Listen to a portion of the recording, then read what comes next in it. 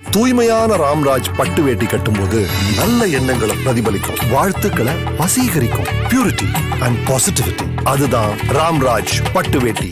தெலுங்கானா மாநிலத்தில் புவனகிரியில் யாதாத்ரி கோவில் இருக்குது. இந்த கோவிலை ஒரு 6லேருந்து 8 வருஷத்துக்குள்ளே கட்டி முடிச்சிருக்காங்க.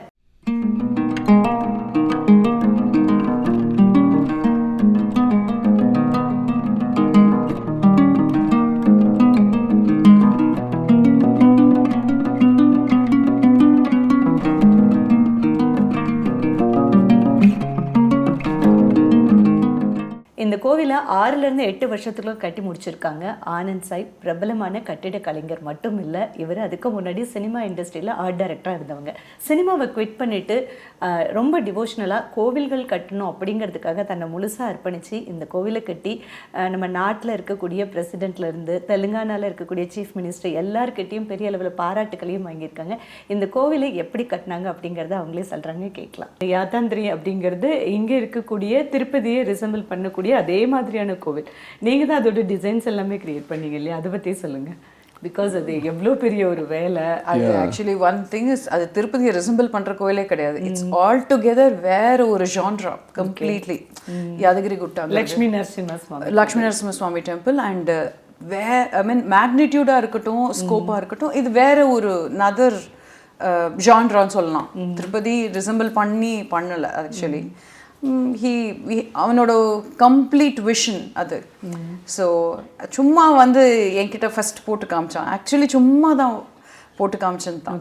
ஒரு பேசிக் ஸ்கெட்சில் இப்படி இருக்கும், ஒரு மலை இப்படி இருக்கும், அப்படி தான் ஆரம்பிச்சது அது. அப்போ அவன் பேசும்போது ஒன்றுமே புரியாது, என்ன சொல்ல வரான், இங்கே ஒரு ஆக்சஸ் ரோடுங்கிறான், இங்கே ஒரு இந்த ரோடுங்கிறான். இப்போ அதை நான் பார்க்கும்போது ஐ கான்ட் பிலீவ் ஆக்சுவலி இவன் எப்படி அவ்வளோ 8 years முன்னாடி he had everything in his mind. He had the entire vision.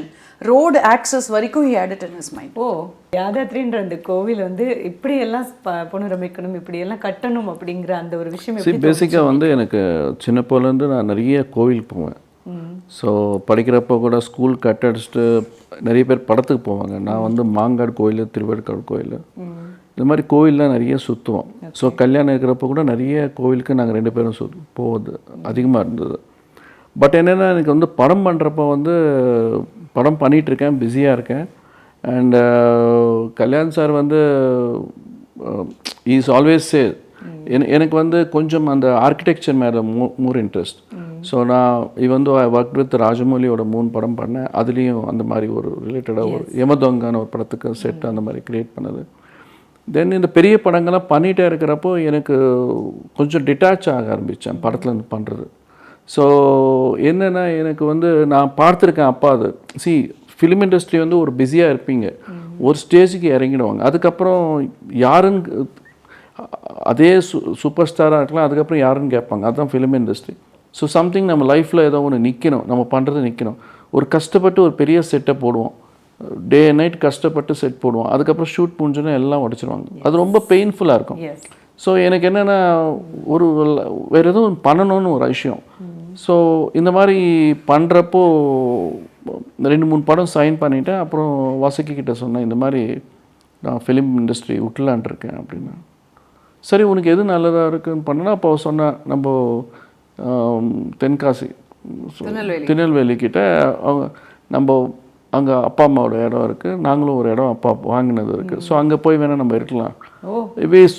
நம்ம வீடில் இவன் வந்து பேசிக்கலி ஃபினான்ஸ் பற்றி he was worried. நான் திடீர்னு நிறுத்திட்டேன்னா, இப்போ இருக்கிற இந்த ஸ்டேட்டஸ், இந்த ஃபினான்ஸ்லாம் முடியாது வாசு அப்படின்னா, அது எனக்கு தெரியும்டா, நீ எனக்கு சொல்லவே வேண்டாம். நீ நினைக்கிற மாதிரி லைஃப் ஸ்டைல் அந்த மாதிரி நான் எதிர்பார்க்கல. ₹1 இட்லி கிடைக்கிற இடமும் எனக்கு தெரியும், திருநெல்வேலியில் என்ன எப்படி வாழணும்னு எனக்கு தெரியும். இதெல்லாம் எனக்கு தேவையில்லை. வேர்ஸ் கம் வேர்ஸ் நம்ம அங்கே போய் செட்டில் ஆகிடுவோம். உனக்கு என்ன தோணுதோ, உனக்கு எது பிடிச்சிருக்கோ நீ பண்ணு, உன்னை ஃபோர்ஸ் பண்ணிக்காத எதுலேயுமே அப்படின்னு. ஸோ அவள் சொன்னப்புறம் எனக்கு வந்து அப்புறம் நான் போயிட்டு I took a decision. So cinema industry விட்டலான்ட்டு. ஸோ நான் போய் நாகார்ஜுன காம்பினேஷன் தமிழ் கார்த்தி அந்த படம் வேண்டான்ட்டேன். அவன் பெரிய படங்கள்லாம் போய் சொல்லிட்டேன். அவங்கள என்ன நீ படத்தை விடுறேன் அப்படின்னா, இல்லை வேண்டாம், நான் இந்த லாஸ்ட் படம் ராம்சரனோட படத்தோட வந்துடலாம். ஸோ அந்த டைமில் என்ன ஆயிடுச்சுன்னா, எனக்கு வந்து இங்கே வந்து சின்னஜெயர் சுவாமின்னு சொல்லிட்டு அவர் ரொம்ப ஃபேமஸ் சுவாமிஜி, அவர் வந்து ஒரு நாள் என்னை கூப்பிட்டார். ஸோ நான் ஆக்சுவலாக வந்து சினிமாவில் இருக்கிறப்பவே நான் வந்து பெரிய பெரிய வெட்டிங் ஈவெண்ட்ஸ் டிசைன் பண்ணியிருந்தேன். ஸோ இங்கே one of the biggest weddings எல்லாம் நான் தான் பண்ணேன். ராம் சரண், ஜூனியர் என்டிஆர் அந்த மாதிரி பெரிய பெரிய இண்டஸ்ட்ரியலிஸ்ட், சந்திரபாபு நாயுடு ஒரு டாக்டர், எல்லாம் வெட்டிங்ஸ் எல்லாம் நான் தான் பண்ணுவேன். கிராண்டியஸ் கிராண்ட் சிட்டியா ஜிஎம்ஆர் ஏர்போர்ட்ஸ் அவங்களுக்கெல்லாம் ஜிஎம்ஆர் அந்த மாதிரி அவங்களுக்கெல்லாம் நான் வந்து டிசைன் பண்ணிட்டு இருந்தேன். ஸோ அது வந்து ஒரு ஒரு ஒரு பேஷனாக, இட்ஸ் அ பிஸ்னஸாக இல்லைங்க, ஒரு பேஷனாக பண்ணிட்டு இருந்தேன். மை ஹோமோட சேர்மேன் வந்து என்னை வீட்டுக்கு கூப்பிட்டார். நெக்ஸ்ட் டே கூப்பிட்டு இந்த மாதிரி சொன்னார், நான் வந்து ரொம்ப ரொம்ப ஸ்க்ராட்ச்லேருந்து வந்தவன், சுவாமிஜி வந்து ஒருத்தர் கூப்பிட்றாருன்னா அதில் டெஃபினட்டாக உனக்கு நல்ல சக்ஸஸ் இருக்கும். அவர் என்னை கூப்பிட்டா நீ இந்த பொசிஷனில் இருக்கேன். ஸோ நீ கூட இதுவரை யாரும் அந்த மாதிரி கூப்பிட மாட்டார். உன்னை ஏதோ உன்கிட்ட இருக்குன்னு தெரியுது அவருக்கு. ஸோ நீ டிசிஷன் சின்ன ஜெயருங்க, இங்கே சின்ன ஜெயர் சுவாமின்னு சொல்லிட்டு இங்கே ஹைதராபாத் வைஷ்ணவ குரு. So is very famous here. So அவரோட அந்த ப்ராஜெக்ட் தான் இப்போ ரீசெண்டாக ஓப்பன் பண்ணுறப்போ ஸ்டாலின் அப்புறம் மோடி எல்லோரும் வந்தாங்க. So this a very big project. So கிட்டத்தட்ட 800 crores ஆஃப் த ப்ராஜெக்ட் அது. ஸோ அந்த ப்ராஜெக்ட் கான்செப்ட் டிசைன்கள்லாம் ஆரம்பித்தேன் நான். ஸோ அப்போ ஆரம்பிக்கிறப்போ அவர் என்ன சொன்னார்னா, ஃபஸ்ட்டு நீ வந்து சவுத் இந்தியாவில் இருக்கிற டெம்பிள்ஸ் எல்லாம் போய் பார்த்துட்டு வா, ஃபஸ்ட்டு கற்றுக்கோ. ஸோ நீ வந்து ஃபிலிம்லேருந்து கொஞ்சம் you come out, wash it and do it. So அதுலேருந்து வெளியே வா அப்படின்ட்டார். ஸோ அதனால் வந்து ஒரு கிட்டத்தட்ட 60-70 திவ்ய தேச டெம்பிள்லாம் நான் சுற்ற ஆரம்பித்தேன். ஸோ ரொம்ப என்னது பஸ்ஸில் போகிறது, காரில் போகிறது, இந்த மாதிரி வந்து லைஃப் வந்து சேஞ்ச் பண்ணிக்கிட்டேன். இப்போ நம்ம சினிமாவில் இருக்கிறப்போ கார் இருக்கும், வாட்டர் பாட்டில் கொடுப்பாங்க, எல்லாம் கொடுப்பாங்க, அதெல்லாம் இல்லை இங்கே. ஸோ ஒரு ரியாலிட்டியாக இருந்துச்சு எனக்கு. ஆக்சுவலாக பார்த்தீங்கன்னா சொல்ல வந்தேன்னா, தாஜ்மஹால் செட்டுக்கே நான் தாஜ்மஹால் ஆக்ராக்கே போகல, மினியேச்சர் பார்த்து தான் டிசைன் பண்ணேன். இதே மாதிரி பத்ரிநாத் ஒரு படத்துக்கு அந்த பத்ரிநாத் டெம்பிளே வந்து எனக்கு அங்கே போய் பாருன்னாங்க, ஒன்றும் தேவையில்லை, ஃபோட்டோ பார்த்து போட்டுட்டேன். ஸோ இதுவும் அதே மாதிரி நான் என்ன பண்ணேன், வீடியோவில் யூடியூப்பில் பார்த்துட்டு ஸோ எப்படி இருந்தால் நல்லாயிருக்கும்னு சொல்லிட்டு ஒரு ட்ராயிங் பண்ணிக்கிட்டேன். அதுக்கு ஒரு பிராகாரம் இருக்கணும், என்னென்ன இல்லைன்றது என்ன அந்த பப்ளிக் எந்த ஃபெசிலிட்டி இல்லையோ அதெல்லாம் டிசைன் பண்ணேன். ஸோ பண்ணிவிட்டு சுவாமிஜி காட்டுறதுக்கு கூட டைம் இல்லை எனக்கு. ஸோ ட்ராயிங் பண்ணிவிட்டேன், உடனே ஃபோன் பண்ணாங்க. ஸோ நான் நினச்சிட்டேன் இந்த ட்ராயிங் எடுத்துன்னு போயிட்டு நம்ம வைஸ் சேர்மன் கொடுத்துருவோம், அவர் வந்து சிஎம் கிட்ட கூட்டின்னு போய் என்ன பண்ணுவாங்க, நம்மளுக்கு கவர்மெண்ட்டில் நான் சிஎம்மும் மீட் பண்ணதில்லை. ஸோ அதுக்கப்புறம் எனக்கு அங்கே போகணுன்னு அவங்க சொன்னாங்க, இல்லை நீங்கள் சிஎம் காட்டணும் அப்படின்னு. ஐயோ நான் சிஎம்கெல்லாம் காட்டல, இது நீங்களே போய் காட்டுங்க அப்படின்னு. இல்லை சிஎம் வெயிட் பண்ணுறாரு காட்ட சொல்லி. ஸோ எனக்கும் ஒரு பயம், நம்ம என்ன ஒரு ஐடியாவில் போயிருக்கோம் அப்படி இது. ஸோ நான் ட்ராயிங்கை ஓப்பன் பண்ணி காமிச்சேன், பார்த்தோன்னே உடனே மீடியா கூப்பிட்டாரு. ஸோ நெக்ஸ்ட் டே நம்ம சைட் போகலாம் பார்க்கலாம். 3 days முன்னாடியே 3 days பிளான் பண்ணியிருந்தார். ஆனால் முன்னாடி நாளே அவர் நம்ம இதை பற்றி ஸ்டடி பண்ணுவோம் சாய், இது நல்லா இருக்குது இந்த பிளான், இதை இம்ப்ளிமெண்ட் பண்ணுவோம் அப்படின்னாரு. ஸோ அவர் சொல்கிறாரு இப்படி பண்ணால் நல்லாயிருக்கும் அப்படின்னாரு. நான் உடனே ஒரு பேப்பர் எடுத்து இப்படி ட்ரா பண்ணி காமிச்சேன். ஸோ அவருக்கு தெரிஞ்சிச்சு என்னென்னா, ஸ்பாட்டில் ஆனந்த் என்ன நினைக்கிறானோ நம்மளுக்கு கொடுத்துருவான்னு மேபி அவர் நினச்சிருக்கலாம்.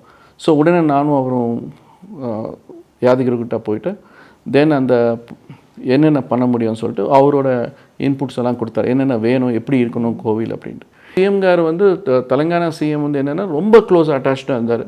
அவருக்கு என்னென்னா இந்த ப்ராஜெக்ட் பற்றி என்னென்னா அவரோட ட்ரீம் ப்ராஜெக்ட், அவரோட விஷனே இந்த ப்ராஜெக்ட் தான் அவருக்கு. நான் அவரோட பேசுகிறப்போ நோட்டீஸ் பண்ணேன், அவரோட மீட்டிங்கில் போகிறப்பெல்லாம் 8 hours டிஸ்கஸ் பண்ணுவோம். ஸோ பேசிட்டே இருப்பார் அவர், எல்லா கோயில் பற்றியும் பேசுவார். அதுவும் அவருக்கு தெரியும் நான் தமிழ்நாடுன்ட்டு.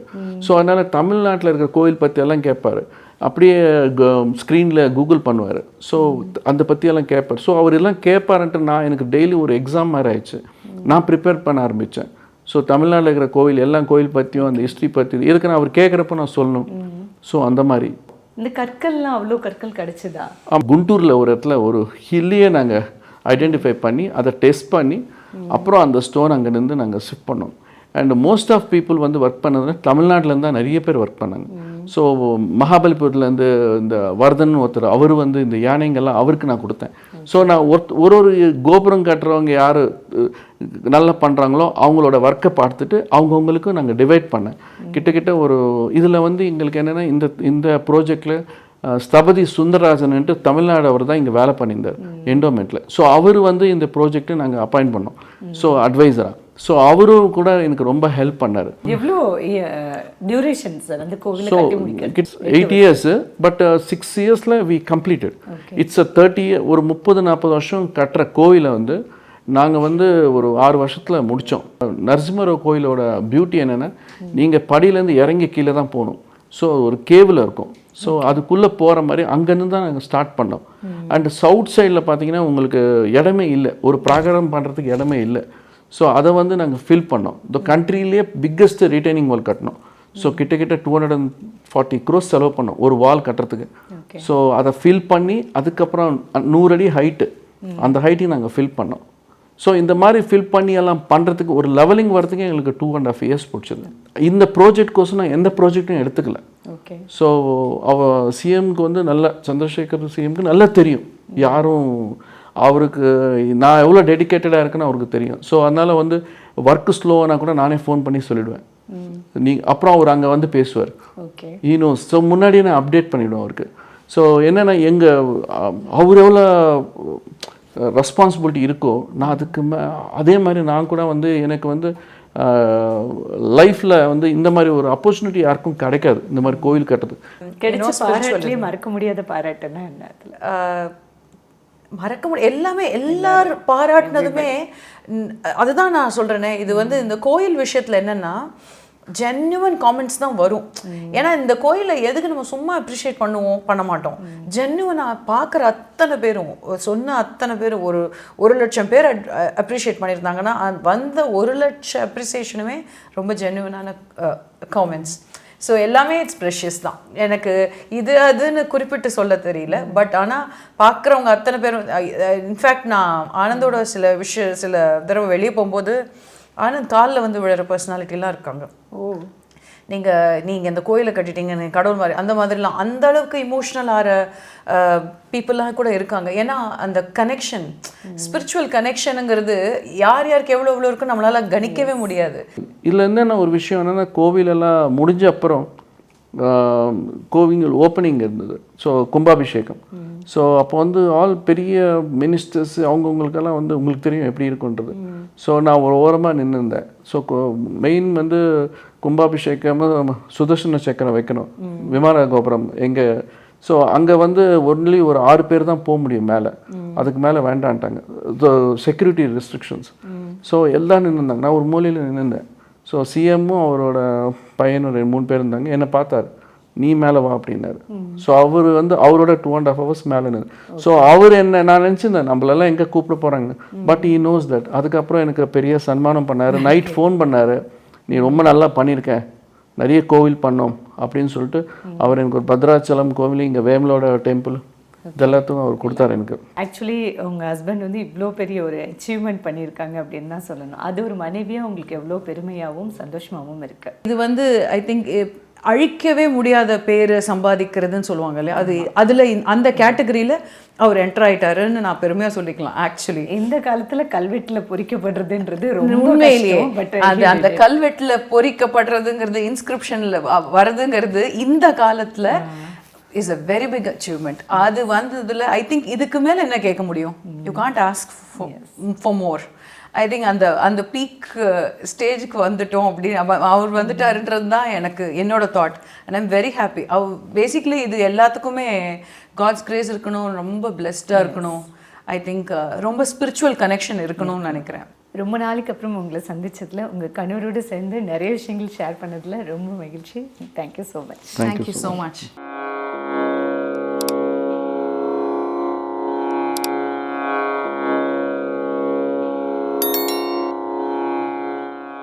தூய்மையான ராம்ராஜ் பட்டு வேட்டி கட்டும்போது நல்ல எண்ணங்களை பிரதிபலிக்கும், வாழ்த்துக்களை வசீகரிக்கும். பியூரிட்டி அண்ட் பாசிட்டிவிட்டி, அதுதான் ராம்ராஜ் பட்டு வேட்டி.